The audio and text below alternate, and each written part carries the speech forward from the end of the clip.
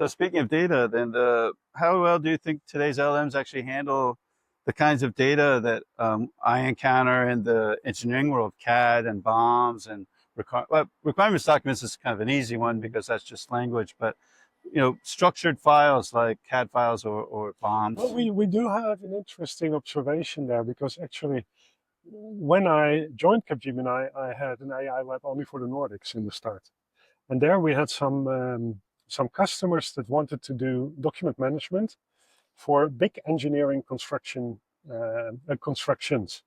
complex constructions, and there is a lot of blueprints and that kind of data, license data, Right. product sheets, specification sheets, and they needed to be analyzed. So what did we use? This was 2019. We used GPT-2.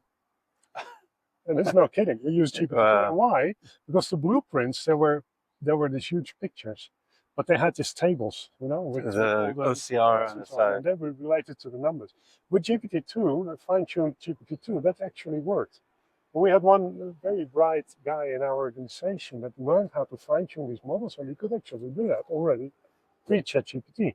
So Very that cool. is one thing. But your other question was really about what else can you do with CAD drawings and so on. Now, the thing is that CAD, but also Blender, so there's a specification language behind it. And the same with architecture. If you do business process modeling, if you use Right. Archimate for your business process models, for example, with architecture, you can actually also learn the language behind it and use that to regenerate pictures and images. And so we actually got this request from our engineering department. Like, Oh yeah. can we give it a first go? We need to build whatever, a new car.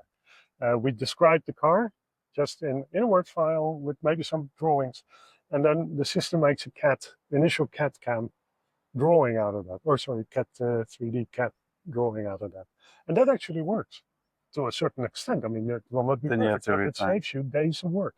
Yeah. So from days you go to hours, and that's cool. Very cool. Yeah.